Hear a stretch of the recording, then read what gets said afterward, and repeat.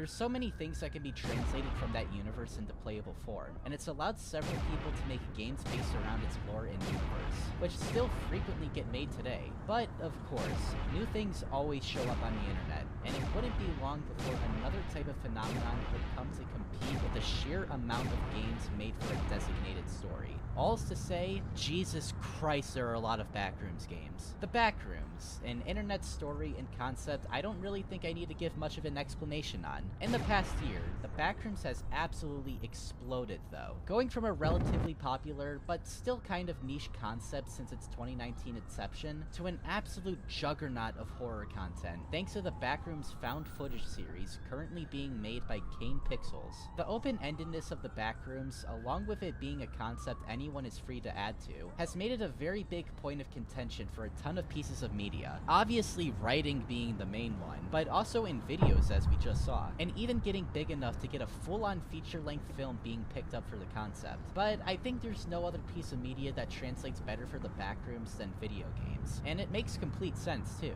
Even taking away all the extra levels and interesting survival mechanics that could work in them, the original story itself is a play on video game mechanics such as note-clipping, meaning the obvious piece of media to reflect this in would be video games. And because of this, there is a massive rabbit hole of Backrooms games anywhere from itch.io to Roblox. Of course, with the concept being as flexible as it is, on top of it being an idea anyone can create and monetize off of, the quality of these experiences certainly varies to say the least. But I believe these games are nowhere more prevalent and diverse with what they offer than on Steam. At the time of writing this, if we're not counting VR-only titles, there are exactly 40 Backrooms games currently on Steam, all of them ranging from short tech demos to full-on immersive experiences with a good amount of content. With how daunting of a number that is, it makes me beg the question, is there any way to gauge how good every one of these games are? I mean, there's so many. I don't think anyone would want to put themselves through the torture of playing every single game on this list because they think it's funny. Oh god, I have way too much free time on my hands. Yes, I am going to be ranking every single Backrooms game currently on Steam, besides the VR-only titles because I don't have a headset, so I better not see any comments about that. The Backrooms lend itself well to this concept, but on a basic level, it seems like it could get really stale really quick. That's why I am very curious to see how this turns out. Will there be games in there that sincerely surprise me and exceed my expectations, or will every single one of these just be Yellow Room Simulator number 29?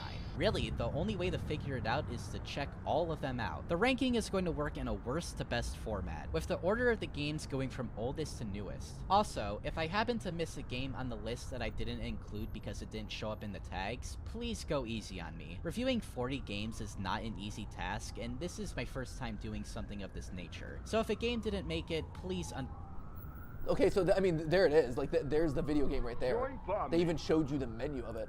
Jax, Ragatha, Jack, and all the... Oh, Jack, hold up. Was that Jack Black? It sure was. What?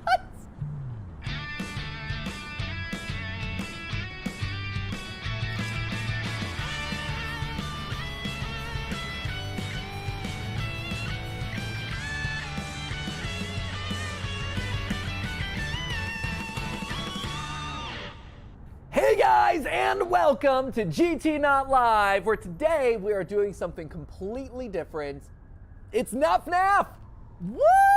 Oh my gosh, mind-blowing. And to be fair, like, there's been a lot of FNAF on the channel just because the lead up to the movie, there's been a lot of news.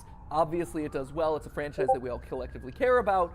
But, and I'm selling merch about it actually, Music Man! We have our FNAF collection that's available right below this video if you're interested. We got a lot of cool t-shirts, jackets, hoodies, reversible stuff. It's awesome. So go check them out. But the reason I bring it up is that today we might have found ourselves our new FNAF. We might have found ourselves a new franchise that takes over everything. There can't be any such thing. Oh, there can, and there might be. Many have tried, many have failed, but based on the response of this thing, it's wild, and I have been wanting to watch this and react to this since I saw it drop, and apparently a lot of people have watched it and reacted to it. This is the new series by Glitch Productions. They're the ones that did Murder Drones. We covered that on Film Theory not too long ago, and we are a little bit late to the game. when it came to Murder Drones. Murder Drones is one that I've been watching and had on my radar for a while, and for whatever reason, we just never got around to doing a theory about it. I think it was because I was a little bit late to it, and we just kind of kept deprioritizing, and we weren't sure when drops were going to happen, and so we're like, there was never a real timer. Like, we got to hop in. But we are on the ground floor now because Glitch just released their newest series, which is The Amazing Digital Circus. And the response to this has just been unreal. Like, it's been amazing. Right now, it's 2 weeks ago as we're recording this, and it's like nearly 50 million views. That is wild. And I've been seeing memes about it. I've been seeing like talk about the characters. I've been seeing so many requests from you guys when it comes to like, hey, can you react to this? Can you theorize about it? And so that is the plan of the day, my friends, is to react to, like, to actually watch through this and react to it and do some live theory crafting, right? Because as I understand it, this is just full of theories. Oh, theory dense. Dense, hefty theories. Yes. Robusto with the theorizing. So that's the plan for today. It's like self-service that we can go further. This here says something elegant. That's interesting. You start off occasional games lecture, the transition, and welcome to the Amazing Digital Circus. oh my gosh, this guy looks like Mario Party 5 or 6. Like there's like a hat character, like a ringleader. Yes. I think that's Mario Party 8. You're Yeah. thinking of. Is where that what it's it is? like, "Rah, rah." Yeah, right. Yeah, I mean, this is him in a nutshell. Also, I'm getting some Joyville flashbacks, but with the eyeballs in the mouth. This is so reminiscent of like early. Again, like I'm fixated on this like early 3D animation stuff. This is like those weird characters that you would get in those early like mascot 3D games where they just like, here's Glover, and it's literally just like a very rudimentary glove running around a 3D environment and doing stuff. My name is Kane. I'm your ringmaster, and I'm here to show you the most jaw-dropping, heart-stopping, mind-bending paraphernalia That's fun. you've ever laid your eyes upon. Isn't that Animation is right, Bubbles? fantastic. That's right, Kane. I can't wait to see what you've got cooking up for today. Well, That's amazing. I love this. isn't that right, Bubbles? That's right, Kane. I was just looking at the world. Anytime there's a wide panning shot of like a world and an environment, it's always like, oh, this is a great place to hide a bunch of stuff. This is great. Already, I love the chain chomp. I like the bubble chain chomp very clearly. And again, that's where, you know, you look at this and it's like, oh, if this is early 3D animation, right? You have like one of the first video game characters, right, was Chain Chomp bouncing around and chasing you around and wrecking his cage in Mario 64. Can't wait to see what you've got cooking up for today. Well, let's not waste any time. Let's get right into the show. Awesome. This is amazing. This is so catchy. Offmo the Clown did not show. Oh, man. Oh, no wonder. No wonder. Already you can tell. There's like edit marks and stuff on the screen. Oh, buddy. I can already see all the theorizing. Where's Kaufmo the Clown, right? Oh, and it glitches? Oh, and it's the repeated. Oh, that's so smart. So again, in the early days of computer generation, you would create these skyboxes, right? But the textures would only reach so far. So you would basically overlap them to fill out all the space. And so, oh, this is what, we're less than a minute in. This is smart. This is so good already. I love this. Because, yeah, you can see how they're overlapping the textures here to fill out the space, but you can see a little bit behind it. This is clearly like Truman Show-esque world where these people are caught and maybe they're not aware of what's going on. But you can already see this stuff. Also, just so you know, this is like live reaction. I recognize, for those of you who've never been here before, I'm going to stop it a lot. 1, for copyright reasons. 2, because I don't want to be Sniper Wolf and I want to actually contribute to the stuff that I'm consuming. And then 3, you know, and then 3, of course, is just because that's what we're here for. You could watch this on your own, but this is one of those things where it's like, I'm giving you my thoughts in real time, which feels additive, feels transformative, and also this is where my mind would go to. So this is me doing double duty of creating content here, but also working on potential theories down the line. The fact that it's glitching, so this is an imperfect world. The choice of objects I'm very curious about. Also, so we have an eye, which seems to be like the Ringmaster Kane was. A pan, Is that a pan or a I no, think it's teapot? a teapot. It's a yeah. teapot, yeah. Teapot, pyramid, gramophone, and flower. Wondering why. Stock assets? It could, I mean, it could be nothing. It's just an interesting choice. Yeah, it's glitches. Yeah, so they're really leaning into this idea of this being like an artificial world in early 3D. Are those glitching too? No, I guess that's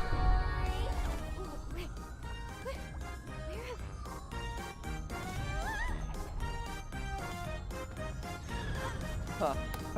Like, it just disappears. Oh, oh yeah, okay, so they're not even trying to hide it. I mean, obviously, you know, the theme song is glitching, so they're not hiding it, but like, this is very clearly drawing attention to it.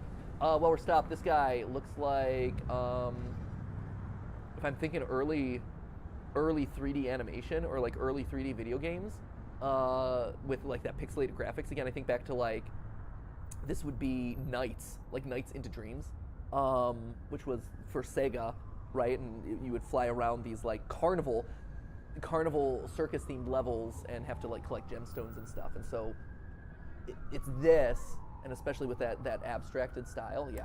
So Nights into Dreams. Oh, and that's like what is it? Sam & Max? Huh.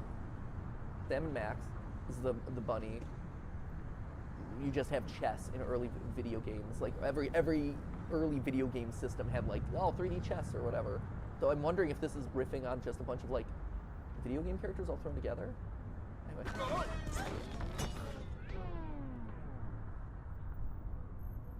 Kane, is this one of your NPCs or is this a new sucker? Because if it's a new character, So Kane's in we're charge, gonna have to ringmaster. redo this whole theme song. I'm not doing that again. My! It appears a new human has entered this realm! Okay, so there's that. Okay, so ringleader, new human. All right. How do I take this headset off? Just keep grabbing at it. It works for all of us.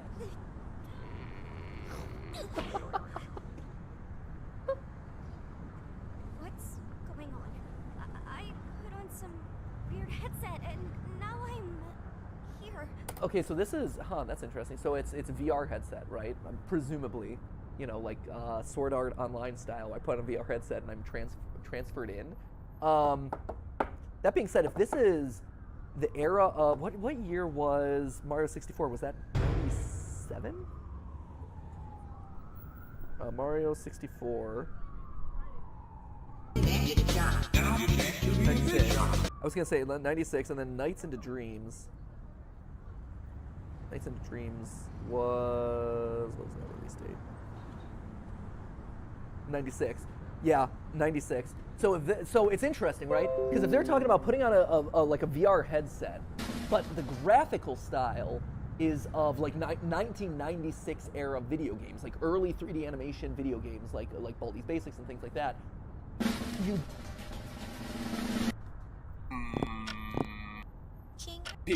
with that. There. I'm blocked.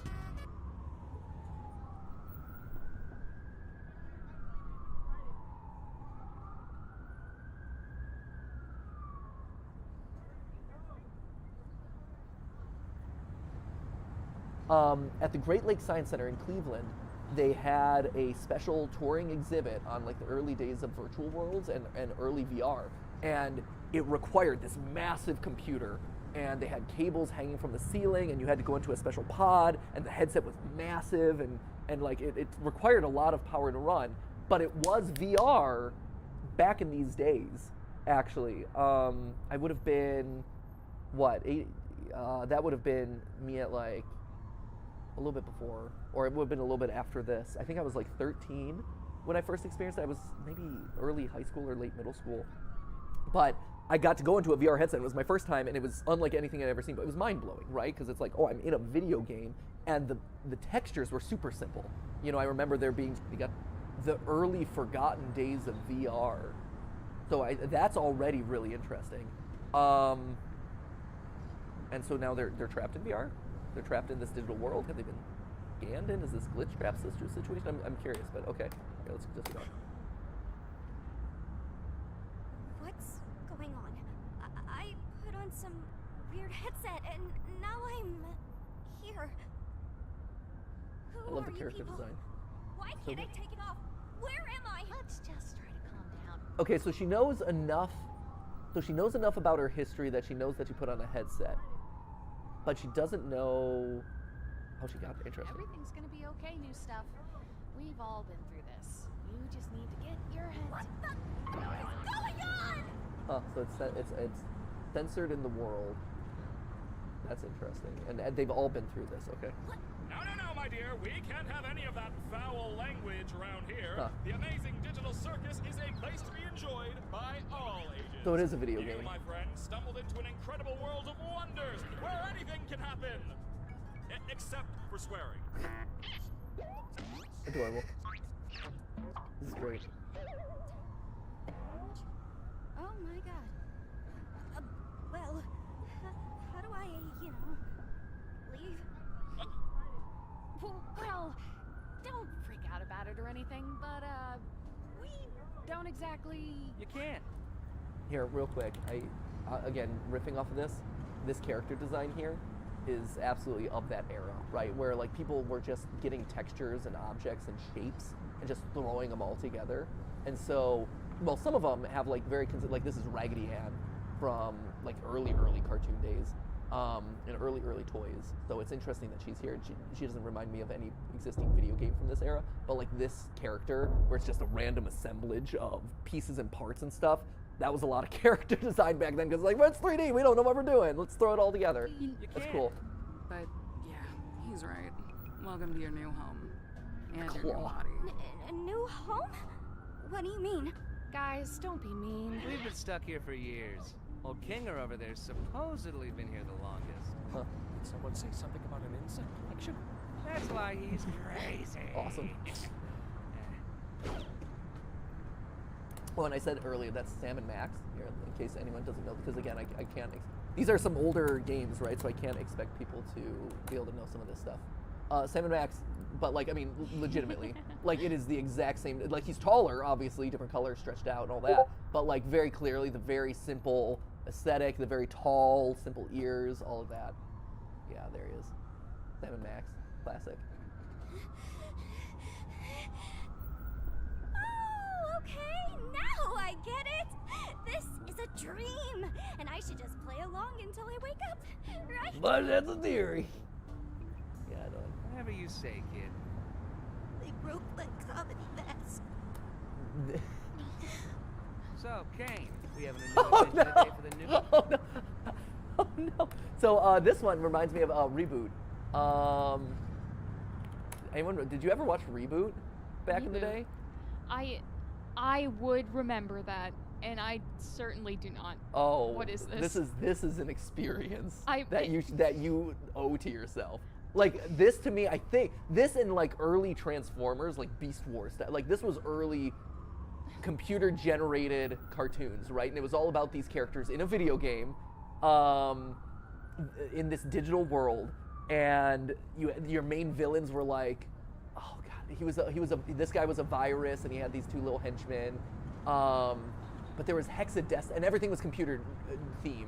Oh, there she is, Hexadecimal. She was this character who would switch masks to showcase her different personalities, and every once in a while a game cube would drop down, a giant purple like electric cube would drop down, and the characters would have to compete in a game, and if they didn't win the game, that part of the world would be deleted or destroyed or whatever. So like it was big state. It was an awesome show, but very, very clearly in this aesthetic. But the reason I bring it up here is Hexadecimal Reboot. It was great, and for early computer generation, like it's very much of this aesthetic. But yeah, you have this character who would switch masks, and she would be like very unhinged, very emotional, and like would switch between them all. It's awesome. So anyway, I see this ribbon character, and I'm like, oh, that's kind of like Hexadecimal with the mask. Newbie or what? I'd like to give our brand new member a tour of the circus grounds first. Off we go! Here we have the tent. This is where your living quarters are, as well as all sorts of other activities. It's like going through These the main menu. activities may include Oh, geez. enter any of the hardware or software. It's just plan, continue, disable. Okay, so this is giving us computer code. Ball pits, mini golf. The fact that it's dial-up internet also sets us back in this like early 2000s era before like DSL internet and wired connections and stuff. Or I mean, when all connections were wired and they were going through your telephone line, so that automatically is telling you a lot about this era. The fact that they're cycling through kind of like that blue screen of death, that's very like Windows 97 era. So again, everything is really reinforcing this idea of like this is a early 3D video game. Oh, and more! And here we have the grounds! Drown See the yourself edges in of the the digital lake or engage in ridery at the digital carnival. Night, Got a day, cursor. it's all okay. The choice is yours, a cosmic buffet. Is that all there is? Of course not. This is the void. We don't. Wait, hold up, is there stuff in here? Of course not. This is the void. We don't venture out into the void. Not even I know what's out there. Okay. That's We stay right here, where I can keep my hundreds of all-seeing eyes on you. Oh, great. Hello, Kane. I love you. Ah, let's get out of here before the moon gets frisky. Wait, what's that? Exit door, okay. Whoa, clean up on aisle U. I'm on it, boss. Awesome. Why are you like this? Wait. Gross. Was that an exit door I saw out there? Is that a way to leave? What exit? If there was a way to leave, I'm pretty sure we'd have all left by now. Yeah, what are you talking about? This is giving me I'm some pretty sure serious we'd have all Invader left Zim by vibes. That show, Zim! Invader Zim freaking out. He's getting choking or whatever. It's kind of like this aesthetic. Yeah, what are you talking about? Awesome.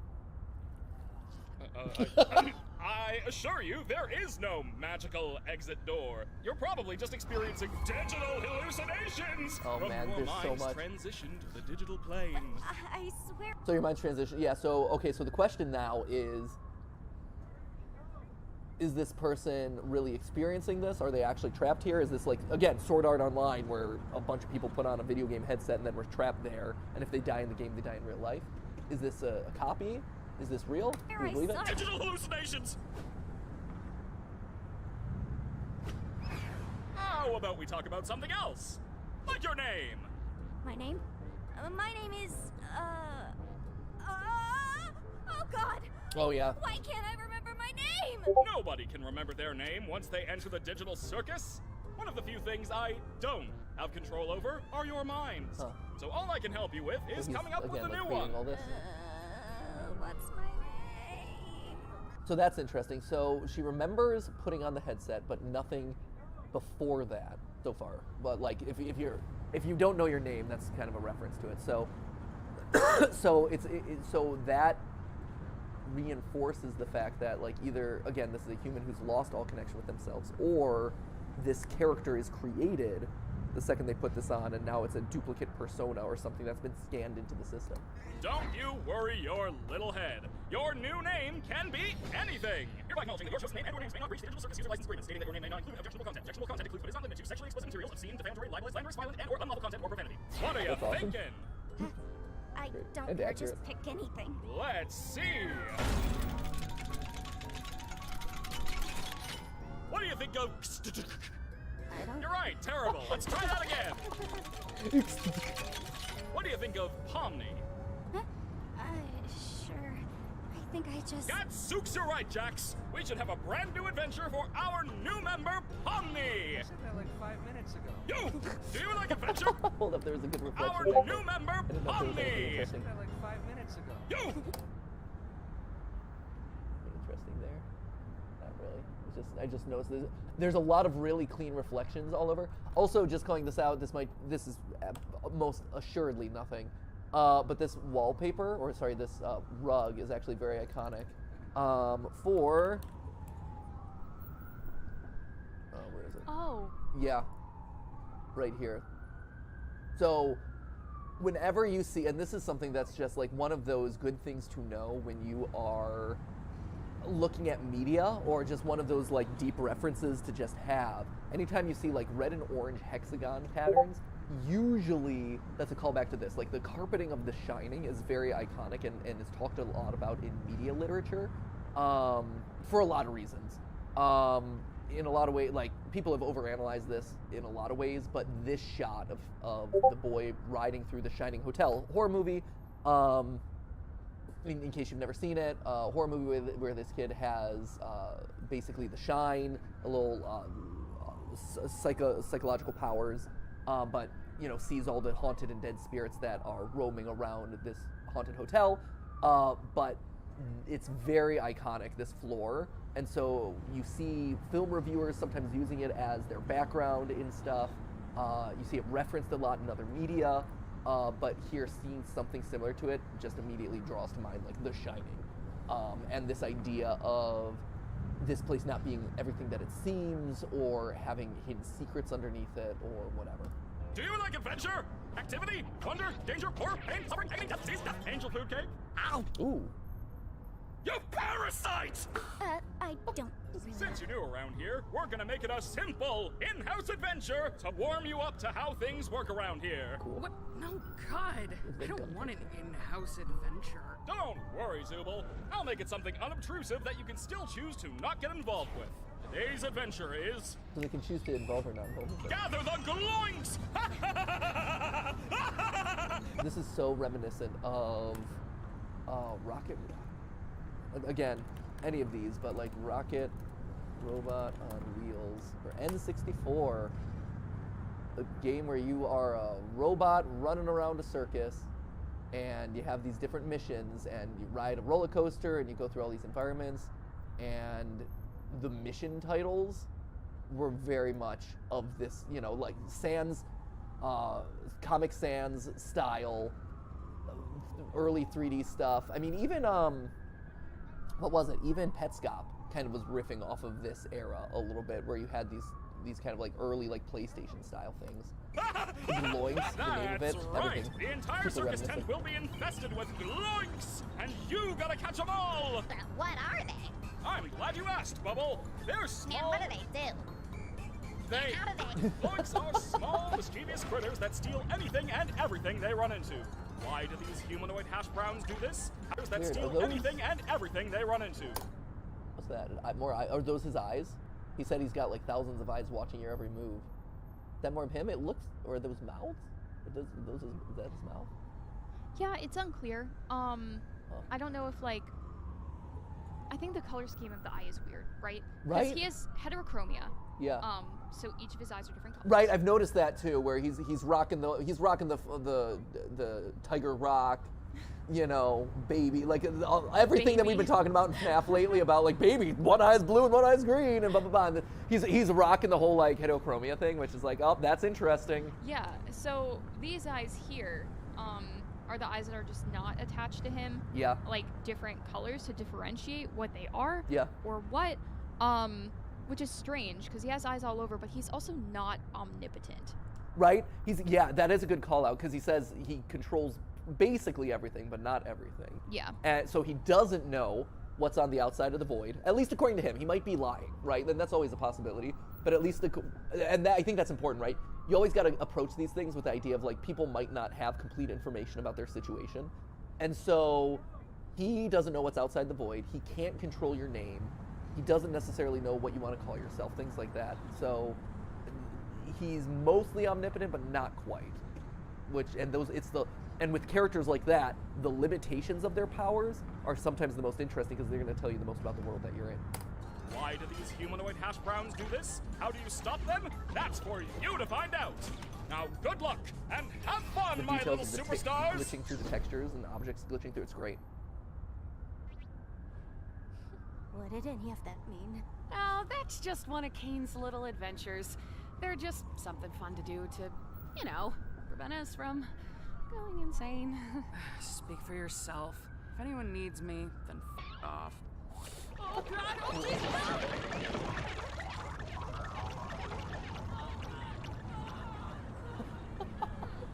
Oh no, they killed Zubul. Anyway, You you guys want to go get monsters. something to eat? They killed Kenny. Oh, wait! We should go check on Kaufmo. I'm pretty sure he'd like to meet Pomni. My impenetrable fortress! You want to come with us to check on Kaufmo? No, not really. I think Kaufmo's gone insane. Last time I spoke with him, he was rambling endlessly about some exit. Kind of like you, Pomni. You might be going insane too. But wait, wouldn't that more likely mean the exit does exist? Could also mean you just have a jump start and losing your mind. Well, I Like, what's the Ribbon character's name? I like the Ribbon a lot. I like a little hexadecimal Ribbon. They're cute. Oh my gosh. I'd like to ask him about it. If this was real, which it isn't, because it's a dream. She still thinks this is a dream. I mean, here's the thing. Modern day theorizing and modern day storytelling, the equivalent of dream is digital recreation. Like, that's the funny thing about it, is at this point, with everything being like so AI oriented and, you know, virtual reality oriented, and hey, we're creating worlds within worlds and everything can be like perfectly replicated via computers and stuff. The computer simulation is the new version of the dream, right? The Matrix really brought that into focus, and ever since it's been, computers have risen to that level, and now it's like, oh, this is actually a real thing. Again, subtle details, and you're seeing this a lot throughout the show, but again, you get the like textures glitching through each other, objects glitching through each other, which is so indicative of that early like game design stuff. It's really smart, and you're seeing it a lot, but even in these background details, really, really cool. Why are you looking at me like that? I'm fine with doing whatever, as long as I get to see funny things happen to people. Ow. Okay, I've already had enough of these things. You, me, and Pomni will go check on Kaufmo, which leaves Crybaby and Hoo-Ha. Crybaby and Hoo-Ha, there's their names. Situation. Do you think pairing them up together is a good idea? Of course I do. They're the two most mentally stable and capable characters to be paired together. Come on, ladies, let's go harass the clown. Love it. The characterization is so good. comedy mask is broken again. Ah! Oh! Gangle, you startled me. Gangle. So, this is where we all... Oh geez, here we got a big hallway. Again, wide shots with a lot of details. It's like, oh, this is world building. Okay, so what do we got? We got her room. We've got a blank mannequin. That's interesting. One of those posable, like it's the posable dummies, right? You saw that a lot in Sister Location. The mini arenas. But that's interesting. So is that a blank? Or is that another character? They haven't been mentioned. It's interesting that it seems like they've mentioned the complete cast of characters and it hasn't been mentioned. Here's more of his eyes watching. So I like that little detail. His name is Kane, right? I like the idea of Kane's eyes watching everything. Then here it looks like you have someone who has an X over them, so maybe they've been like booted from the game. Live. Or well, where we all Oh sleep. yeah, you can see it right there, actually. So you have this like pink bubblegum monster right there. And then you have whatever this thing is. He's got a green dot on it, which is interesting. Yeah, it looks like, to me, from the angle I'm looking at this, it's like a clown outfit, but made of like a bunch of different rainbow balloons. Right, I was gonna say this actually kind of looks a bit like Pomni's layout in a lot of ways. Like maybe Pomni's been here before, or been booted into the system before, or maybe this, right? Because of the shape, you see the jester cap almost, Yes. or the what is it, coxcomb? I think is the name of the official name of a jester's cap is a coxcomb. So you see that and the coloring is very similar. So yeah, but you think it might be made of balloons? I don't know. It just the coloring of that reminds me of a bunch of different rainbow Right, balloons. and it does have these like green and blue spots. Like I don't know if that's like what's tacking it Looks up. very rounded. So these are characters who have probably been here and then got ejected in some Where way we or all something. sleep at night. Even though we don't... Oh yeah, you get this like anteater guy and a really dog. Just random doggo. need to sleep. It's sometimes nice to kind of take a break from everything and have a bit of a routine, you know? I'm sure There was another mannequin. there'll be one for... Oh, look. You already got one. I still don't understand. About the adventures, why even go on them at all? Why not Oh, that's But weird. The adventures. Wait, but he's still in Why it. even go on them at all? Oh no, this is different. This is what the queen. Oh, that's interesting. So that seems to imply that there was a queen that probably came in with Kinger. Kinger was his name. So oh, and you can see that it's got the little eyelash detail there, which usually means it's a female, right? And you have the female queen style, and it's a different color robe and all that. So Kinger came in with a queen probably, and the queen got axed out. Why not try to find a way? Maybe that's why he's going crazy. More eyes. To leave? I'm getting some serious like Welcome Home vibes to it, where there's eyes everywhere, and it's like, oh, I'm seeing the details of the eyes watching you. That's funny. Well, we usually do. Yeah, oh, there he is. There's Kinger. So the eye color is different, the design's different. Yeah. So it seems like he might have come in with someone else. When we first arrive, but after a while, you start to realize that Eyeball. you really can't leave. The blank and mannequins. Chasing an unattainable goal will start driving you a bit crazy. I know. So I'm wondering if the blank mannequins, because we have characters that are established, we have characters that are. It seems like the roster of the characters is who we're seeing plus Kaufmo, and that seems to be their community. They're not referring to any of these guys. I'm wondering if these are blank stand-ins. And so when a human, gets scanned in, digitized in, winds up in here, this suddenly becomes that character, right? So if this started as, she started as one of these guys, but then when whatever human is Ragatha, or whatever, right, it was Ragatha, whenever she comes in, now all of a sudden the wooden mannequin is no longer blank and has this created over top of her. So this is like your temporary stand-in, maybe. And eventually you get to asking what the point of anything is, and you completely lose sight of who you are and why you're even alive, and when you reach your breaking point, something really terrible can happen. But that's not something we need to deal with today. Above anything else, the adventures give us something to do that keeps our minds healthy and stimulated. Thank goodness this is all a dream, right, That Pomni? is, the reaction gifs here are fantastic, by the way. These gifable Why moments. Are we here again? What are we doing? We're getting one of our friends. Another blank. There's a lot of blanks. I love that eye. Secret eye there. That's cool. Huh. They're spotting Maybe hidden he's Disneys. not in his room? Hidden Mickeys. I hope he's alright. Don't worry, Dollface. I've got a key to his room. Wait, why? You shouldn't have keys to anyone's room. Nah, I've got keys everywhere, and you've all been fine. By the way, I may have left something in your room today, so let me know if you find it. You're not afraid of centipedes, are you? Jax! That's literally my only fear. Why would you do this? What? It could be a completely unrelated question. You'll never know until it's too late. That's interesting. So he knows her deepest fear. So does Jax somehow have greater access to the information, or is he? Because if he's got keys to everyone's rooms, and he knows her deepest fear and is able to target it, I wonder if he has some sort of administrator access or something. Or maybe he's the omnipotent one. Yeah, right. Or maybe whereas the ringleader Kane is the one. It looks like he's the one kind of manipulating everything. This is the one who's actually in charge, or the secret leader behind everything. But and he has been kind of sarcastically dismissing everything, but not necessarily denying a lot of stuff.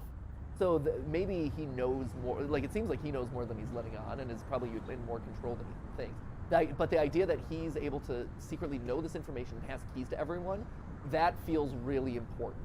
And one of those details that I think could be easily lost as you're just watching through the story and oh, he's just like the trickster character. But that's really interesting to me. Okay, so we got a bunch. So he's obsessed with the exit. Oh, buddy. Oh, buddy. Oh, buddy. Okay, hold on. Sorry. There's a lot of stuff here. Okay, so creepy crowd. I mean, already we're entering creepypasta land. This is the set of an indie horror game immediately. Is this an exit? This is the exit door, maybe? The idea of someone running away. No exit, so he's obsessed with the exit. This is Flower, man. Again, I'm giving me some strong Joyville vibes. Oh, he drew Cain. A big drawing of Cain with evil imagery. No way out. Okay, so, and there he is running away. Oh, Cain's trying to eat him, as he tries to escape. What did So everything else is exit, exit, exit, exit. So that means that anytime you're seeing something that is something else, what did something say? What did, do we see that bed from a different angle here? What did the exit say? What did the exit say to the... It's a joke. Right? It's a joke setup. What did the exit say to the what?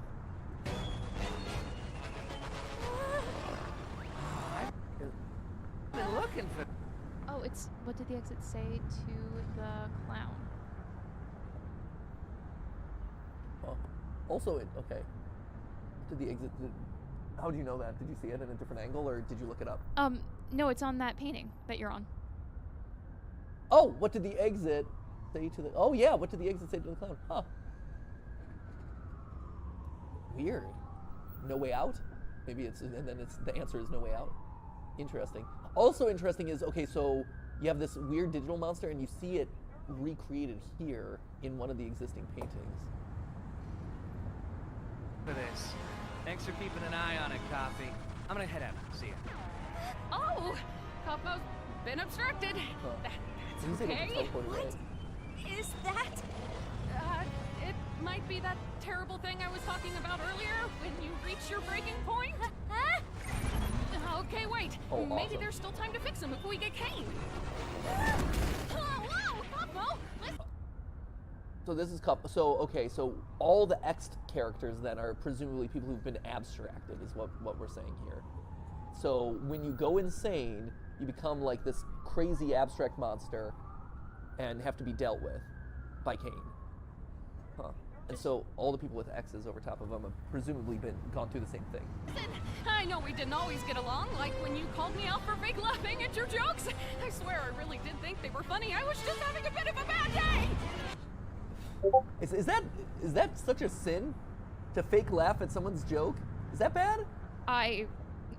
Then my fate will not be good. Right? I feel like the abstraction monster would eat me to death. If I have things to apologize for. Well, like, I feel like me fake laughing at your joke, not you in general, but like the general you joke, is a courtesy more than anything. Like, I don't want it to be uncomfortable for you. Yeah. And so, like, it would be... I feel like it's more thoughtful to fake laugh at someone's joke. Yeah. You know, I'm doing this because I care about you, and I appreciate your attempt at humor, and it's going to be uncomfortable if I don't laugh at this. Right, and it's better than just like the, huh. Right, yeah, you don't want to guffaw. Oh, that's horrible. Or like dead silent, like, and show me more. Do better. Like that's mean. So I'm right there with you, Ragatha, 100%. Also, apparently there was a weird sock clown? Weird dog clown? Anyway, there was another clown here. That was because that's not Kaufmo, right? No. So this hallway is full of a lot of characters who've abstracted. I think that's really interesting. There's a bunch of them who've been knocked out of this. Ooh, oh, jeez. Brutal. Hey, Tommy. Thank you. Help me out here. No. I understand that you don't want to, though.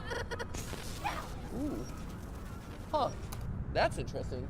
So if someone is glitching out, so there's abstracted, which is I went insane basically, and I need to get out of here. Like, I'm so desperate to get out, I go kind of crazy, and that's that abstract thing.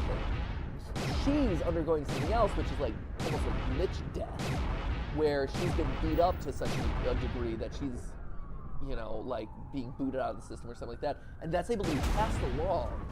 That's really interesting. I think that is an important detail and an important distinction here. There are multiple ways of basically leaving this simulation or this visual world. I'm sorry. Oh no! Oh well. Didn't matter in the end anyway. Oh wow, and we're passing all sorts of doors. This one does it have an X? I guess it does. You can kind of yeah. It's like weird purple. That's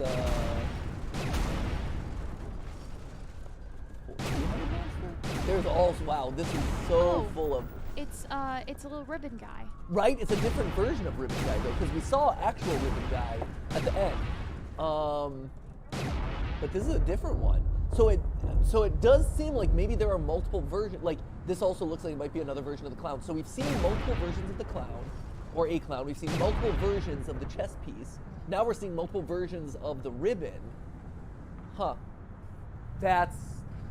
I don't know what exactly that means. Like, are they drawing in the same character and iterating it multiple times? Like, if this is a digital simulation, right? One of the things that simulations do is they like the AI can learn and grow based on small changes with each iteration. So like, we get a little bit further, we get a little bit further, we get a little bit further. It gets a little bit closer to perfection until the problem's finally solved, and then you've done it. But you fail a bunch to get there. So I'm wondering if this is related to that at all. Huh. Oh, and wait, there was another jester thing there too. Oh no, that's Pommy's book.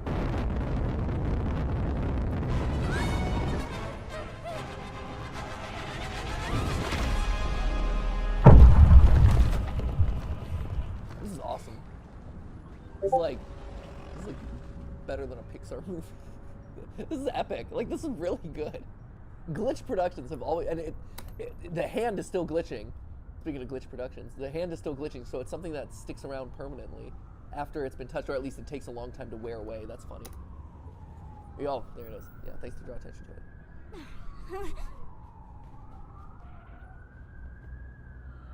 I also noticed a potential exit door there. I don't know what I'm looking at here. We saw Gloin carry one of Sybil's pieces down there, remember? Oh, yeah. Thank you for the recap. All stars. Boy, All we're not stars. very good at this, are we? Oh my gosh, you're great. Jax! So why is he running? I mean, this might be me completely overthinking things, but we last saw him teleport away. So if we think that there's more to Jax than meets the eye, last we saw of him, he opened the door, he's like, uh-oh, there's an abstracted monster here, I got my bowling ball, bye, and he teleported away. So for him to enter on the next scene running and out of breath, that's weird, especially when we just got done with this like big chase sequence with an abstracted monster. Just mysterious. We found the Zooble hole. Cool. How is Kaufmo doing? I hope he's not still mad at me for not laughing at his jokes. Oh, he's doing great. In fact, I don't think I've ever seen him this happy before. Well, it's good to know he I mean, that could be him being sarcastic or hiding the hasn't truth. completely lost his mind. He actually asked me to give you this. Whoa!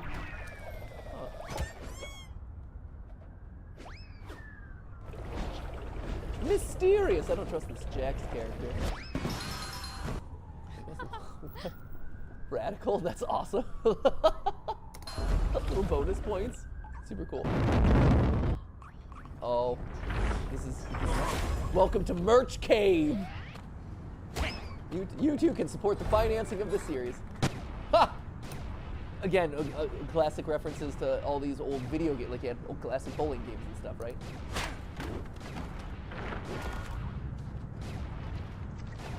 Hello. Insect collection? I think it's a nest. Weird. Hello? Awesome. Ragatha? That was your name, right?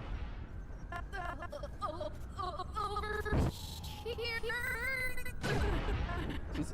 Hey, That's pretty rough. Look, I didn't mean to leave you behind like that. I Definitely just... did. That was not an accident. I didn't mean to leave you behind. Oh, you most certainly did. Like, you even apologized. You said sorry and ran away. Like, that is not, I didn't mean to leave you behind. That is, hey, I was fearing for my life. Peace out. I tried to protect myself. Gosh. Yeah. Look at my hand. Don't make excuses. Make improvements. Or just be honest with yourself. It's okay. I didn't know what to do. It's okay.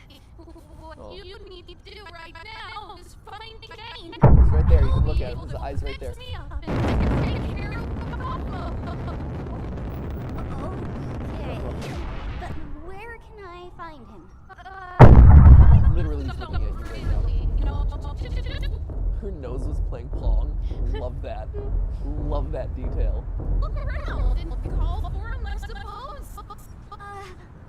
Okay, I'll get him. You just stay right there. Not that you can really move or anything. Just hang in there. I'll be right back. I promise. Cool. Oh, so Pomni, I'm sorry. Your first day here had to be so terrible. Yeah. So this is a weird. Okay, so there's a purple dinosaur, like Barney, purple wizard, purple dinosaur. Another of the mannequins. They're everywhere. That's really interesting. I still think they're probably like blank slates of something. The reason I pause this though is the framing of this just feels very specific and intentional. It's probably nothing, but people ask a lot like, oh, where do you get theories from, or like, where do your, like, where do you find the evidence for things? This is one of those times, like, if you notice, this shot, she's not centered, she's slightly off center, and you have this like almost an unusual amount of focus put on this picture on the left here. And looking at it, I'm not seeing anything about it. Like, I'm trying to see if there's like any pattern in the colors that could spell out something or like indicate something, like binary or whatever, or like this, like in the negative space you have like an F and then nothing. Like, I was wondering if maybe there's something written in the negative space, but like I see this shot and the fact that this is so in focus and so large and is sharing so much screen real estate with the main character here, that in a world of otherwise like kind of busy and chaotic pictures, this feels very specific. I don't think it is anything now that I paused it, but that's the sort of thing that I would usually signal me as like, oh, they're trying to hide something there and they're like indicating it to it, but not in a super obvious way, but I guess not. Well, don't worry about it. I'm just gonna go get Kane now. I'm sorry your first day here sucked, as opposed to, oh, I'm sorry that you're literally trapped here for the rest of your digital life. Kane! We have a bit of an issue here! See, so he's ignoring them, because like he has eyeballs everywhere. We see the eyeballs in the pictures. So this is all intentionally done by Kane. Like, he could probably intervene whenever he wants. And I think that's an important detail. Like, whatever simulation or thing that these characters are in, and if it's Kane controlling a lot of it, all of this is being intentionally done by him for, I guess, Pomni's sake, or to see, you know, to educate her about the system or learn something from her or something like that.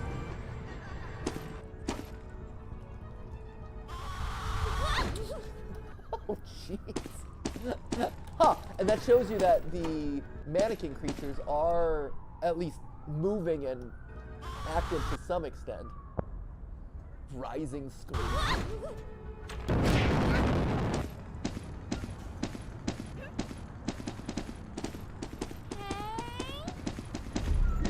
Oh, still going. I like that he is cited as Kaufmo. Look at him go!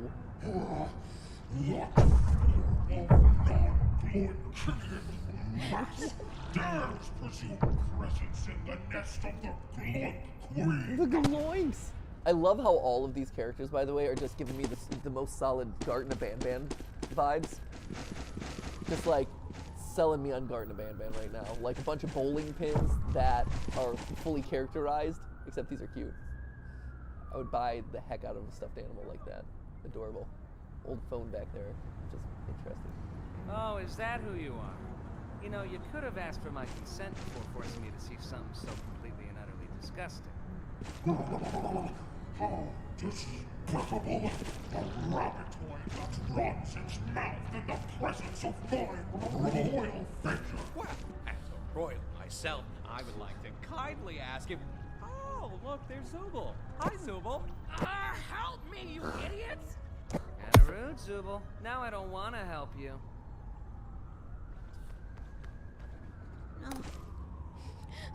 I love the fact that it's still ribbon. I think technically the scissors would win against the ribbon. Also, strange factoid, Ollie is obsessed with rock, paper, scissors right now. Really? Loves it. He will play it with you endlessly. Huh. Yeah. Wow. Endlessly. I don't know why. The other day we were at one of his friend's birthday parties. He just started to play with me, and literally it spread to everyone else in the party. It was like a big rock, paper, scissors party all of a sudden. His class is just really into rock, paper, scissors. Don't know why. And it also, to his credit, it'll take him 10 games before he starts pulling out black hole. Ooh. Or missiles, or glue. Missiles? Missiles, oh, you know. When you pull, I'm trying to convince him that you have to let something beat black hole, and I'm saying glue beats black hole, but he's not convinced. I didn't realize there was DLC. Oh, there's that. Oh, have you never played rock, paper, scissors with DLC? No. Oh, you just played by the standard 3? Good for you. Thank you. Good for you. I'm a traditionalist. So as you should be. It's a perfectly balanced game. All of a sudden, you start introducing black hole, and everyone's like, oh, it's all chaos. Missiles, you know, lightsaber. Lightsaber? Yeah, it's like, what are you gonna do, man? Lightsaber. Paper can't fight against lightsaber. Paper can't do any of that, man. It's tough. It becomes unbalanced. That's the problem with DLC. It always unbalances the game. Right. You know, Super Smash Brothers, great. Then all of a sudden, it's like, let's throw in these OP characters that weren't balanced against the rest of the crew. And then what are you left with? Chaos. Oh, I always lose. Yes! Looking here, this is just an interesting pile of garbage back there.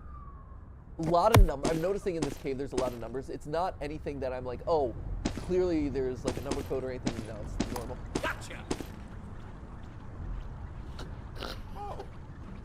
His hands just go Get her, you mother! Whoa. Yeah, they'll be fine. Oh, he's glitching.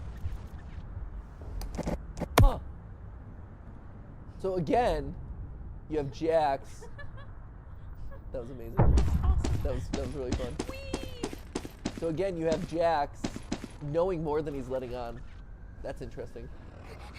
So very clearly he's hiding some secret, or like when he notices things glitching, he's aware and knows more than he's letting on.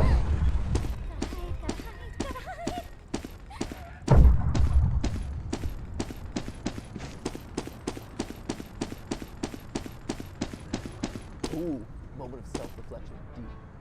So this is the first time that she's seeing herself.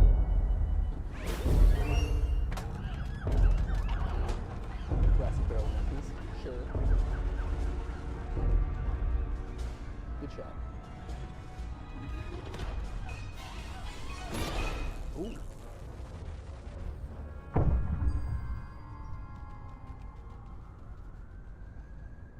God, where's Kane? He's everywhere.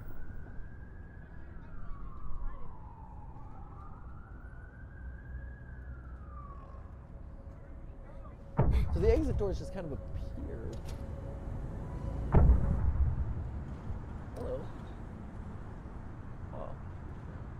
So now we're at like an office environment, but it's still in this, like we've exited, but we haven't, right? This is still part of the simulation. It feels like this is a false, again, if we're training Pomni, if the AI is trying to do something to train Pomni, or the simulation is trying to train something to Pomni into this in some way, there's this world where all of these, because Kane can intervene at any point here.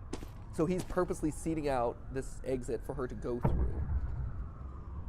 To teach her a lesson of something, or force her to confront something. And it looks like that's a real life circus in the pictures.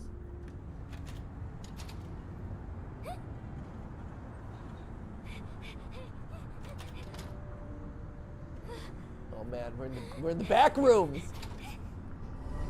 Yeah, it is. It's like the back rooms. They did the zoom out. It's like infinite. Oh, that's funny. Good. They're like, well, since we're still waiting for Kane's series, might as well do this. We haven't had a back rooms update in forever.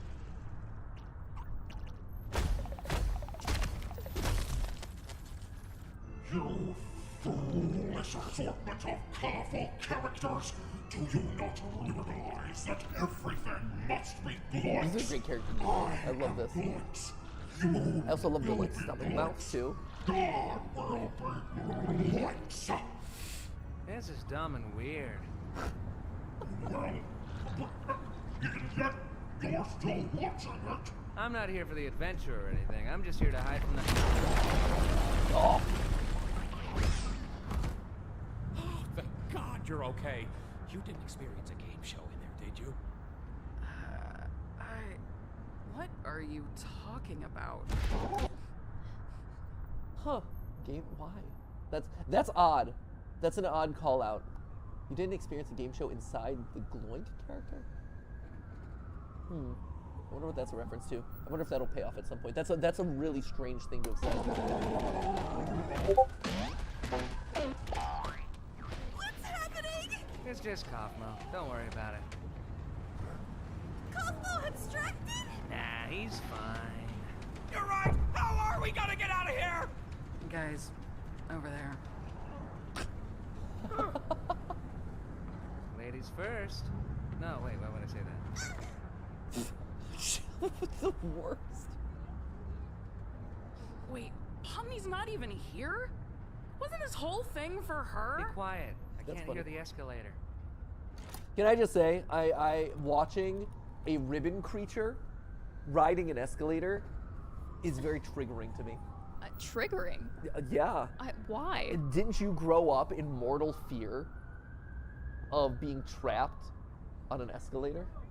Trapped? Well, not on, but like being basically strewn into it like spaghetti. And then you're How stuck you- in it when it like goes back under.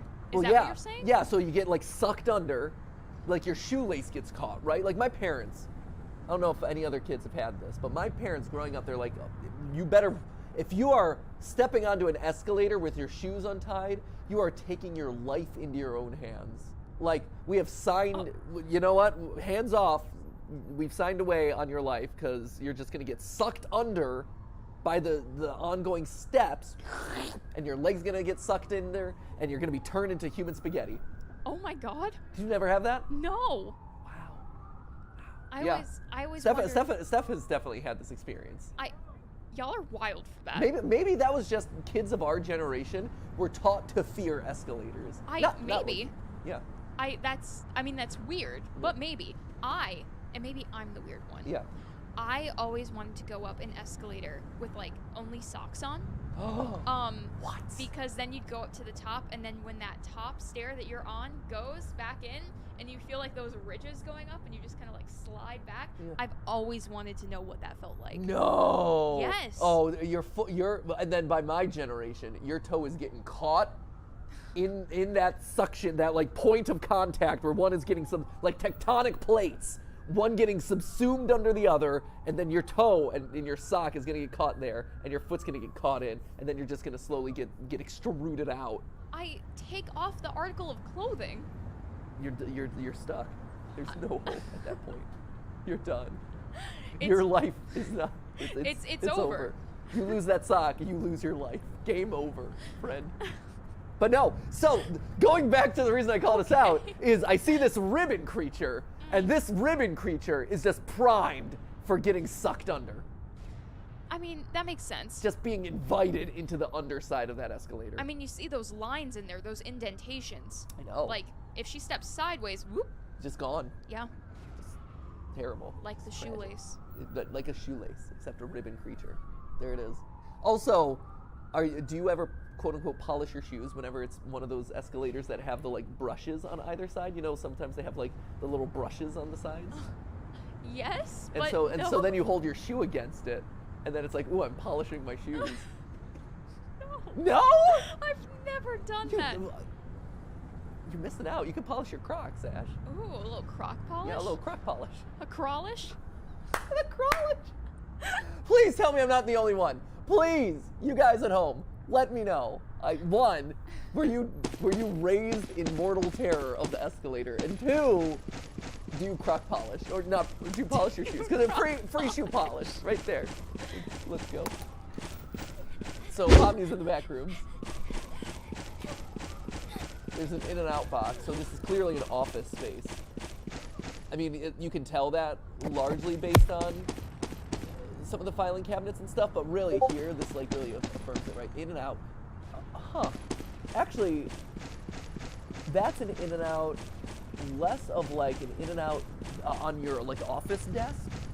This is more in and out, like inpatient and out, it seems like. Because if you think like patients have their individual file folders and they all have a different spot. So patient in, patient out. So maybe it has to do with like hospital or psychiatric ward or something. That's interesting. It's a very specific detail. Because you think of in-and-out boxes right on a desk, like, oh, here's the paperwork in that I have to process and it goes into the outbound. That's a different style of organizational system.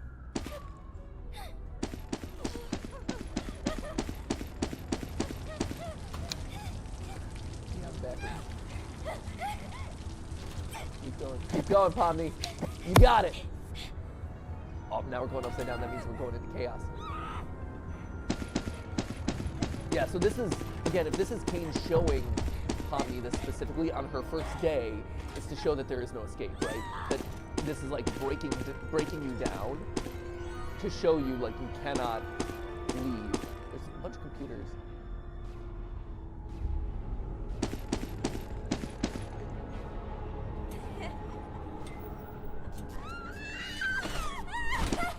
Hold up, that's super important. Okay, what do we have here? So there's a, so old CRT monitor, old CRT tower. So again, this is matching up like the technology, the computer technology you'd have. I swear, growing up, my family had these set of speakers, or a speaker very similar to this, like the two that you would control separately, because this was before there were built-in speakers, right? And so this is very reminiscent of like that old school computer setup. And then you have here's your VR headset. And the screen's off, but other screens are on. And she loses it. That's interesting. This, and what's even more, I think I'm very eager to hear your thoughts on this one, Ash. Because what's most interesting to me is if all of a sudden this whole thing is like, I need to get this VR headset off of me, I need to get this headset off, and everyone's like, yeah, it didn't work for us either. You would assume that you would see someone inside of a VR headset here, right? Right. And the fact that the VR headset is there means that that isn't real. That the whole idea of like, there's a headset on me, whatever, that's not true. So that could lend credence to the idea that these aren't actually humans trapped in a simulation like Sword Art Online style, but rather these personalities are humans, were once human. The fact that struggle in the is this to look a different way as yeah, you have those that's all that we know there's a C named Kane, and then right. Nothing. So that is, oh man.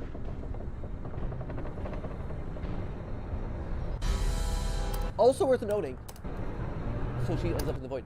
This is the same coloring that happened when Kane first showed her the void, and he like got in real close and was like, I don't even know what's on the other side. And so this blue tone, this like blue shift that keeps happening, seems to be happening at like key moments or moments that are related to like escaping the void or something. I'm not. They're using it in very specific moments that I can't quite wrap my head around like why or when. So this is her escape. Can she get out? It's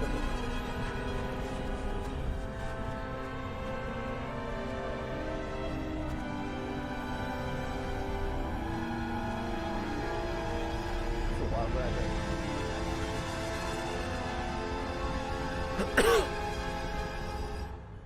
Oh, wild.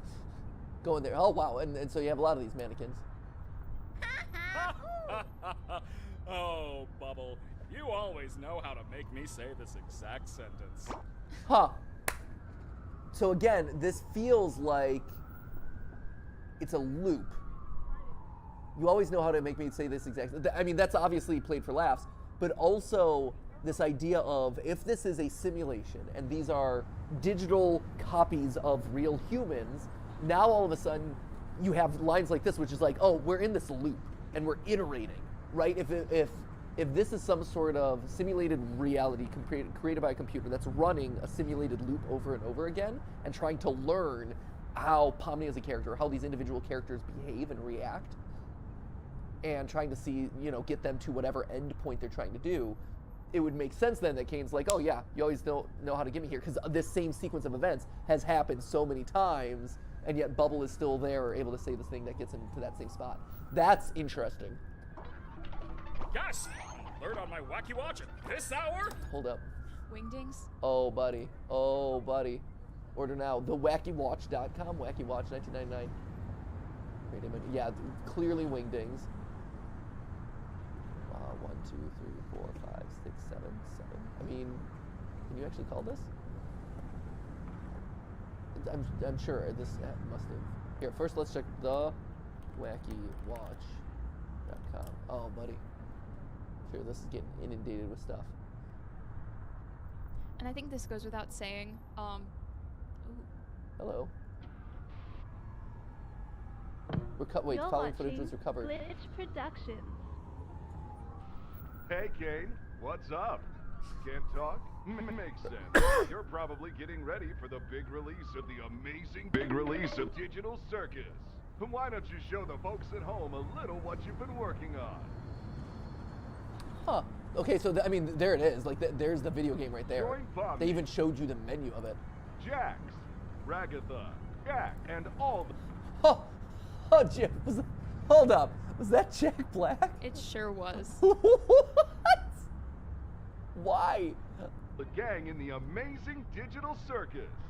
An immersive experience like never before. In this wacky place, new friends lurk Jack Black as... around Replacing Kaufmo? Kaufmo? Is Kaufmo, like, going to be voiced as Jack Black? Why is Jack Black... That would be crazy. That's weird. Free corner. And with our new experimental hardware that it'll probably pass inspection. Gets you awesome visual and lifelike audio. It's like you're really stuck in there with everyone. Buy it now and you'll even get a limited edition Digital Circus Glorb. Why the Glorbs? Offering valid in New Jersey. Always. The amazing always invalid. Digital Glorb Stick Circus. Your adventures are limited only by your imagination.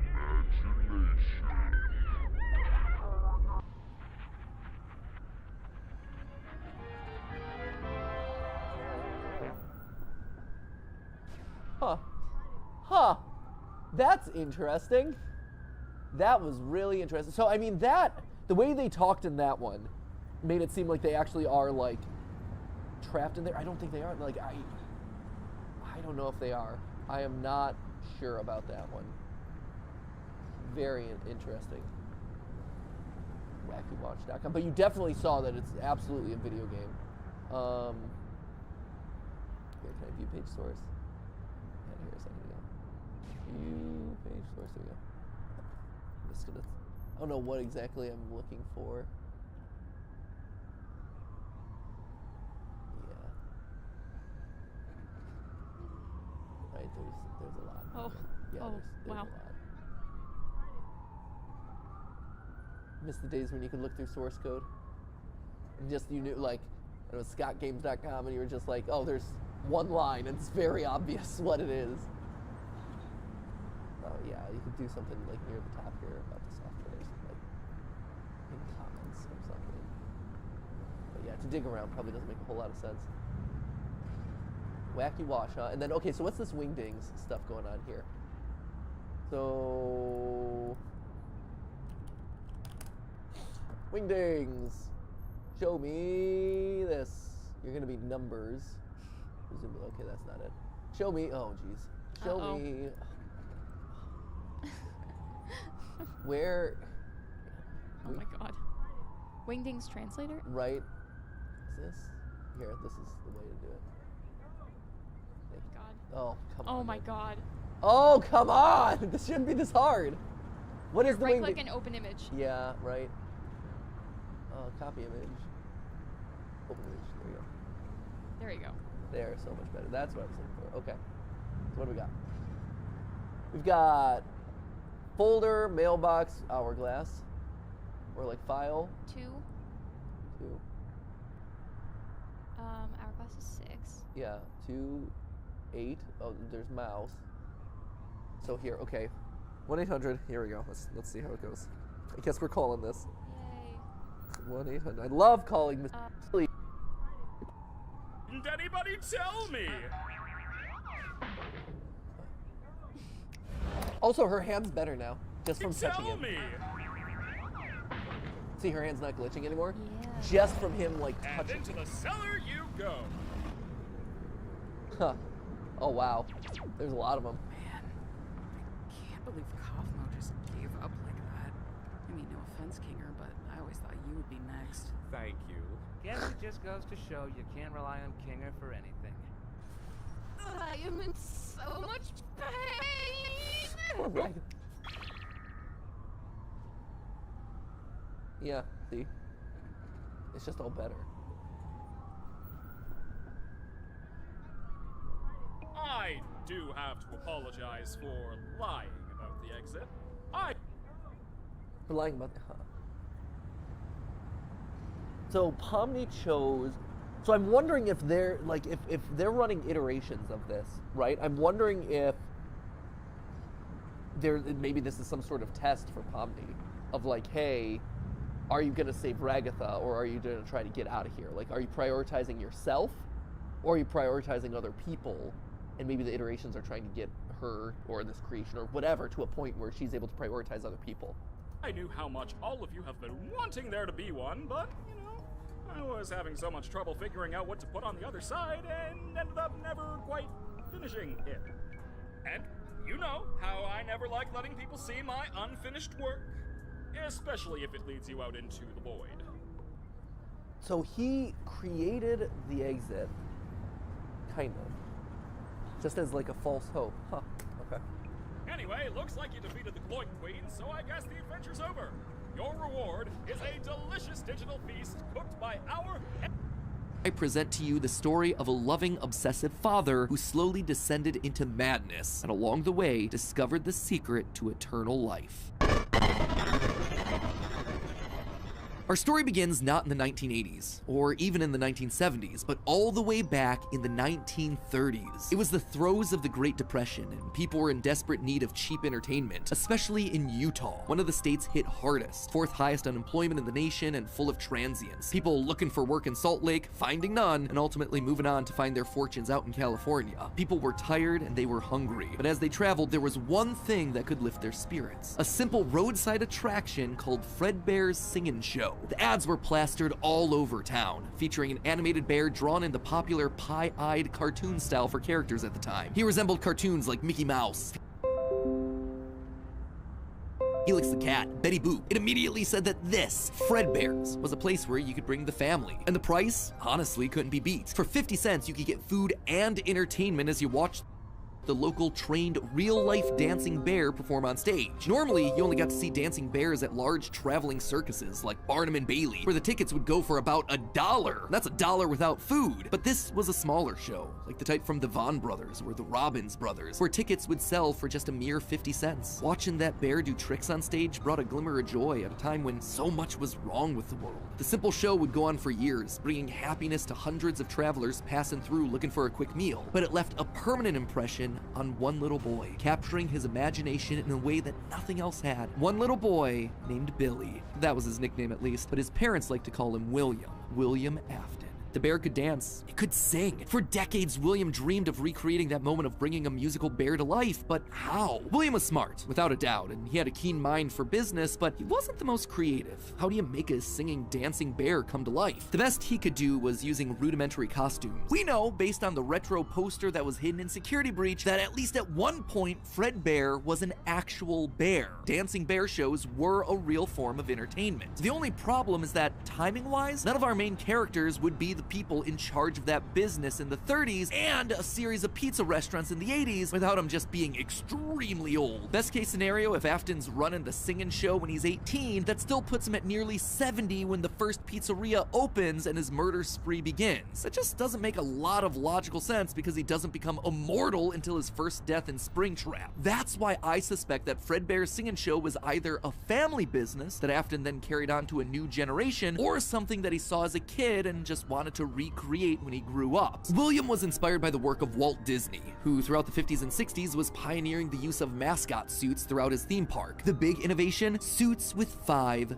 fingers. This allowed the performers wearing the suits to use their natural arms and hands to interact with the guests, as opposed to the older models where the arms would just hang limply by their sides. Finally, with a simple mascot suit, he would be able to realize his childhood dream. He would be able to bring Fredbear to life. To appeal to the kids, and for copyright reasons, he changed Fredbear from a realistic brown animal to a cartoonish yellow bear with a purple hat and bow tie. But feeling like one character wasn't enough, he added another friend, a yellow rabbit with a purple vest and matching tie named Bonnie the Bunny. While Fredbear was certainly his first love, Bonnie was extra special because that was his. It was an original character that he had created from scratch. And I do mean scratch. William's hand-sewn costumes were rough, with seams and stitches visibly showing. It's a handcrafted suit. You can see the seams and everything. It even has 5 fingers for the performer's hands. It is very much not a Springtrap suit. This is something much more rudimentary. It came at a time before animatronics were a part of the story. That's why I suspect that it was actually the first, predating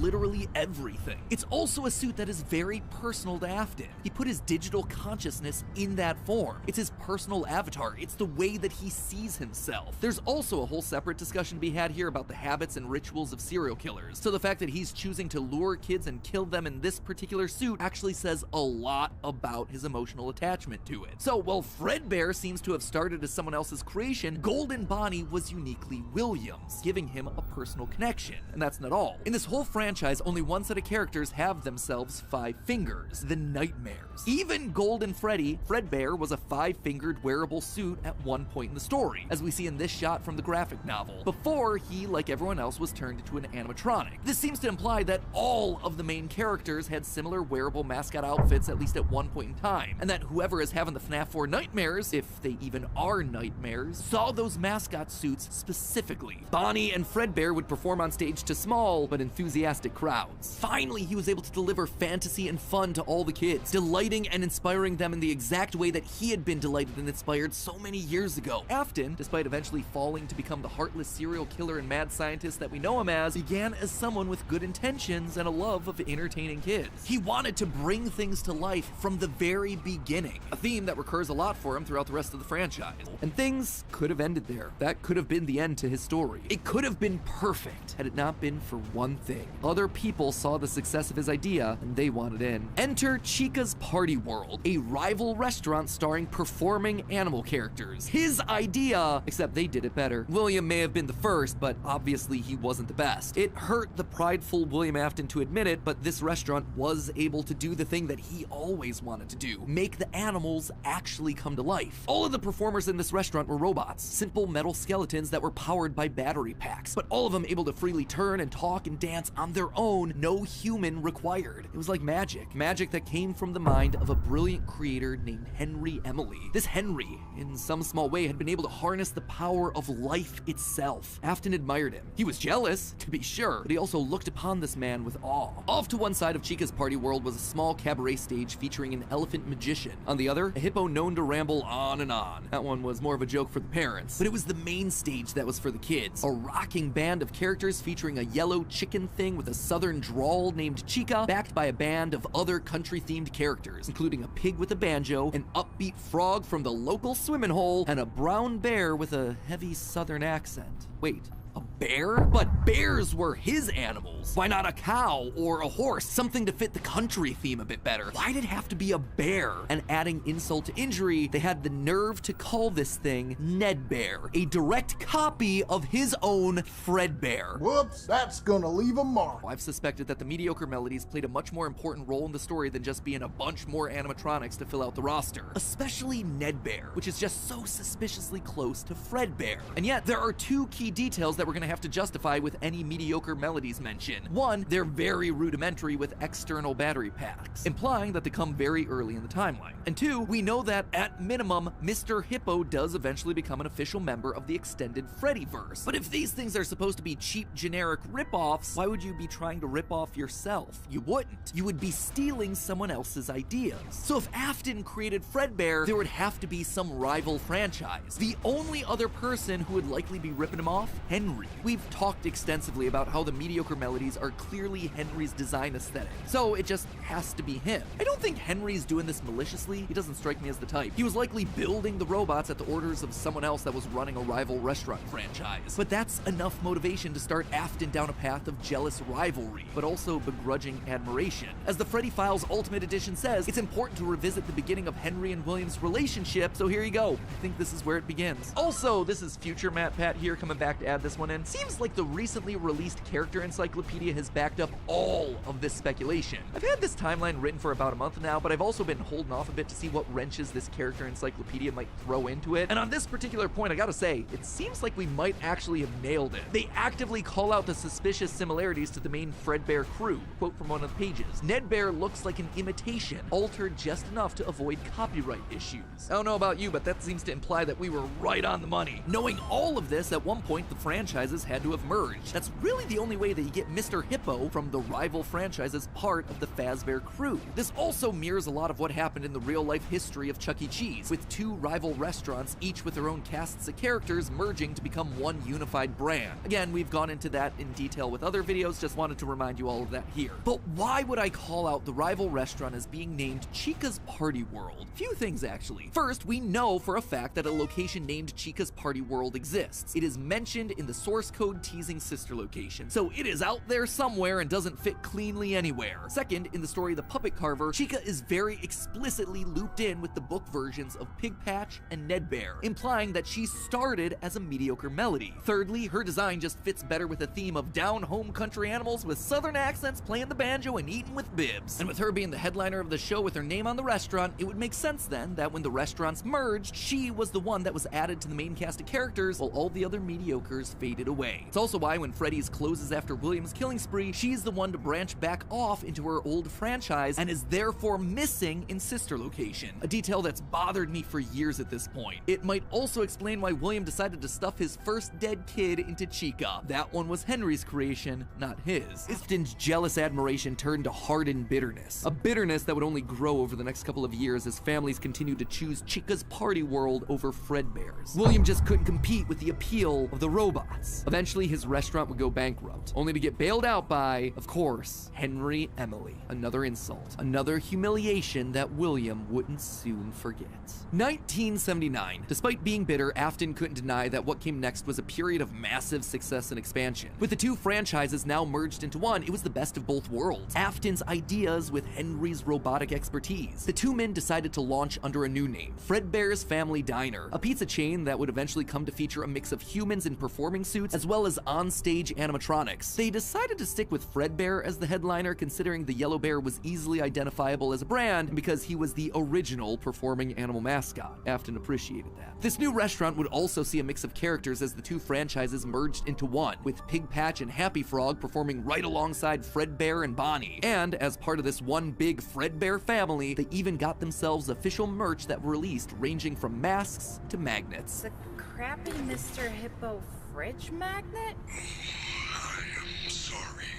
That said, not all the characters were winners. The reception to some characters was just mediocre, so they faded away into the dumpster, storage units, and retro budget tech stores of lost nostalgia, waiting for their chance to step back into the limelight if and when a headliner went out of commission. Others, though, would fare much better, like a new Pirate Fox, as well as a blue guitar-playing variant of the yellow Bonnie Bunny. Ultimately, the franchise would get so big, it would spawn its own cartoon show, Fredbear and Friends. Business was booming. In the end, Fredbear and Bonnie's popularity would be so strong that they would be able to support the Fredbear's Family Diner franchise all on their own, while also spinning off a new sister location dedicated to their friends. In 1983, Freddy Fazbear's Pizza launched, giving a dedicated home to all this new supporting cast of characters: Chica the Chicken, Bonnie the Blue Bunny, Foxy the Pirate, and of course the headliner, a brown Freddy Fazbear. Business was good, and Afton was happy, mostly. It did bother him that the one original character that he created, the one that he himself played, Golden Bonnie, got passed over for inclusion in that cartoon show. The only character in the roster of regulars to get ignored for the show, but other than that, things were going smoothly. He had himself a wife, 2 sons, a daughter, he had a thriving business, and best of all, he was able to learn the craft of robotics from the man that he both loved and hated, Henry. Together, they were constantly pushing the limits of what these characters could do. Because it was quick and easy, new characters introduced into the roster would be given a simple simple hand-sewn suit with 5 fingers that any performer could wear. Eventually, Henry would design one of his signature animatronics for that character, utilizing a divided mouth with either a hinged or sliding jaw design. This was the first generation of animatronics. But why stop there? Afton had big ideas. What if the animatronics weren't just locked to the stage but could freely roam the restaurant and interact with the kids? What if his mascot suits could use more than just rigid metallic skeletons? Why not experiment with tubes and wires that would give the animatronics fluidity and flexibility while still providing structure? The possibilities for this technology were endless. Afton fell in love with robotics. He had started with a dream of bringing one simple singing bear to life, but with robots, he had stumbled across the tools that gave him the ability to control life itself. And thanks to Henry, he was practically speedrunning his way to an engineering degree. And while William wouldn't admit it out loud, one other thing that kept pushing him forward was the desire to beat his former rival, to prove himself smarter and more capable, to surpass the man who everyone else considered to be a visionary genius. But pride cometh before the fall, and tragedy was about to strike.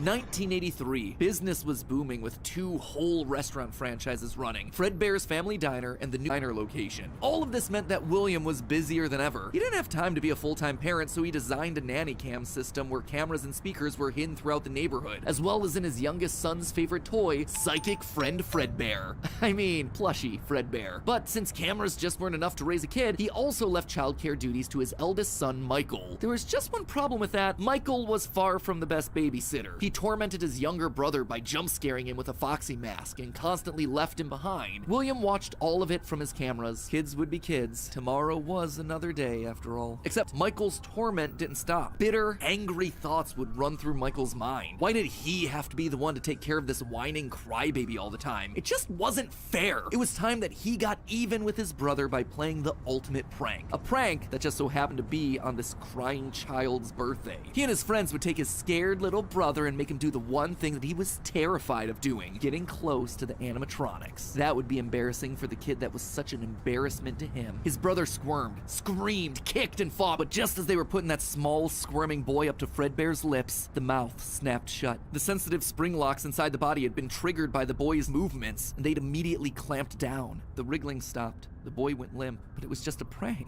It was meant to be funny. The boy was taken to the hospital and was immediately given an IV. Flowers and pills filled the nightstand next to his hospital bed, but the damage was too severe. He couldn't recover. As the younger brother's consciousness began to fade, he could hear Michael's last words, a small and flimsy apology. But his father, Williams, through the voice of the Fredbear plush, were a firm and committed promise to a dying son. You're broken. I will put you back together. This would not be the end. No matter what, William's son would live again. It would just take time. Time that, right now, he just didn't have. His young son's heart flatlined as the boy faded into the inky unknown of the afterlife. In the aftermath of the tragedy, changes started happening around the restaurants. Kids were now required to wear security wristbands to prevent anyone from getting outside without parental permission. Any kid who approached the exit without permission would have to answer to the security puppet, a marionette on strings that could fly around on rails across the restaurant to stop kids in their tracks. It was William's idea, inspired by Michael constantly leaving the restaurant without his brother. In the wake of Fredbear's spring lock failure, all the hybrid suits were getting retired, locked away at the nearby Freddy Fazbear location. It was yet another tough pill to swallow after all the hard work that he and Henry had put into them. William would eventually bury the boy's small body in a remote location out in the woods right alongside his drive into and out of work every day. The death of this little boy sent the family spiraling. His wife, crippled with grief, was so distraught that all she could do was sit and watch TV. But his son Michael was far worse, complaining of seeing hallucinations of a golden bear standing outside of his window. The boy was so racked with guilt that he was convinced that he was being haunted by the ghost of his brother stuck inside the suit that took his life. The suit's 3-toed feet digging into the wet earth. The words, "It's me," ringing through Michael's ears. Some nights, Michael would even go so far as to break out of his room to check the gravesite and ensure that his brother was still there. As for William himself, he disappeared into his work and his drinks. Junior's, the local bar, wasn't far from his son's gravesite. He found himself going there more and more frequently, spending longer and longer amounts of time there. The bar gave him a place to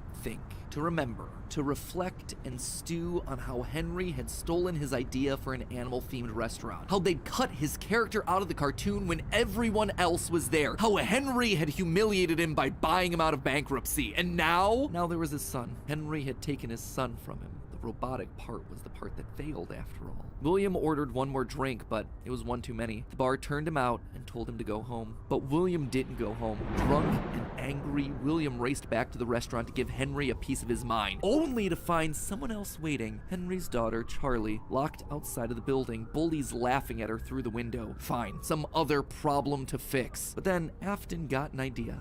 Beautifully awful idea.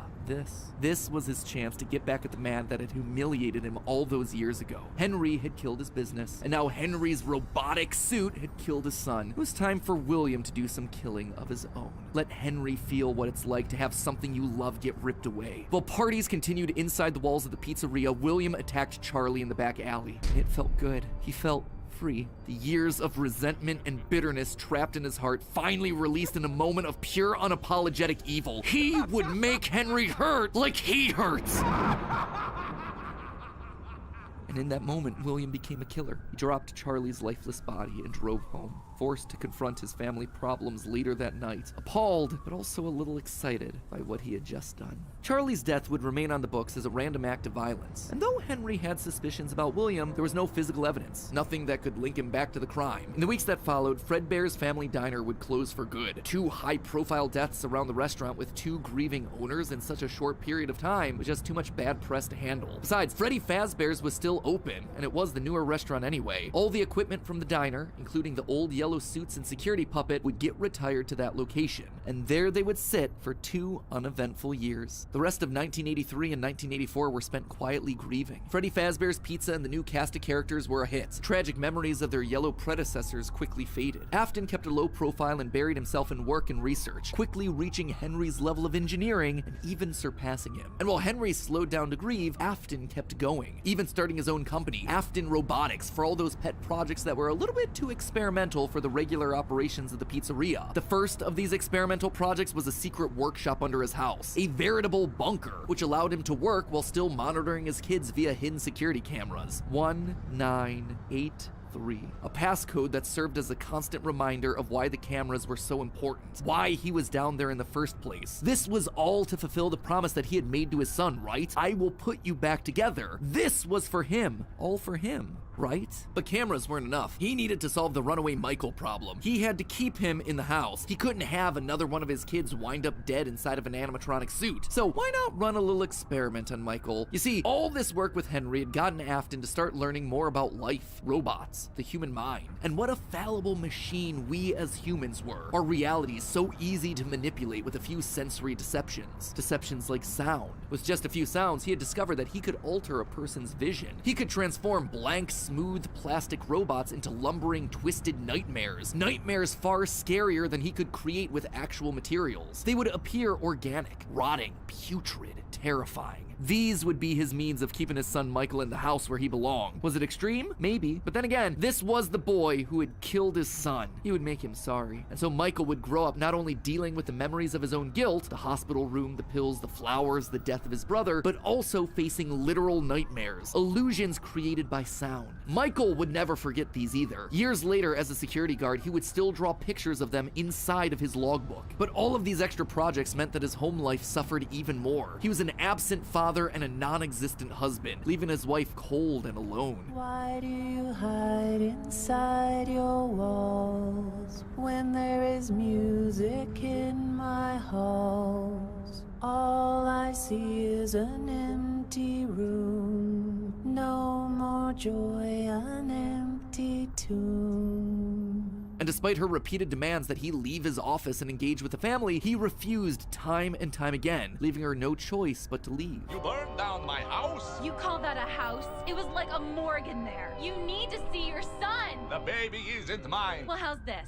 I'm keeping the diamond ring. And through it all, there was one lingering feeling. William wasn't done. He had gotten a taste of what it felt like to be unleashed, what it felt like to be free. Charlie's murder had unlocked something in him, and he wanted more. June 26th, 1985. Putting on the Golden Bonnie suit, he lured children one by one to the back room of the pizzeria when no one was looking. At first, he was cautious. He would lure them with promises of cake and cookies. He told them that their dog had died. He would ask for help with homework. Susie was the first. You never truly forget your first. I was the first. I had But where to hide the bodies? He couldn't sneak out. Someone would see him. He had to hide them in a place where they'd never be found and where they'd never leave the building. They had to be stuffed inside of the suits. No one maintained those things anyway except for him. And so Susie would go into Chica. Fritz, Jeremy, and Gabriel would come next, but it was easy. It was too easy. And with each little life he snuffed out, his lies got bigger. Their house was burning. They're just being kidnapped. Until the last one where all pretense was off. He let himself get violent. Too violent. I'll just wait for him after school, throw a bag over his head, hit him with a shovel, and drag him into the back of my car. The body of Cassidy was far more bloody and broken than any of the others. He'd let himself go too far. That one he shouldn't have killed. With no more active animatronics left, he shoved the body into the one suit that remained backstage. The long-forgotten yellow Fredbear, now broken and discolored with age. Broken, like Cassidy was broken, like his son was broken. Newspapers reported on this disappearance, naming the whole thing the missing children's incident. Police would even charge William with the crimes after finding security footage of the golden mascot suit luring kids to the back, but they couldn't convict him. They had no bodies, and his face had been hidden behind the mascot suit the entire time. What they had was circumstantial at best, and so he walked away a free man. But Henry knew the truth. In these murders, he saw his daughter Charlie all over again. So he threw Afton out of the company and shuttered the doors to the old pizzeria. Henry would keep the franchise quiet for 2 years. This would not happen again. This could not happen again. How could he protect the kids? Finally, he developed a solution. He would implement an even more extreme security system in the form of new animatronics. Toy animatronics, inspired by the toys that they had been selling years ago. But these guys, these were special. They were a new breed of robot with facial recognition abilities. But most importantly, they're all tied into some kind of criminal database so they can detect a predator a mile away. All the original animatronics, now withered with age, were moved to the new location. With a plan in place, it was time to try once more. The year was 1987, and the new and improved Freddy Fazbear's Pizza was making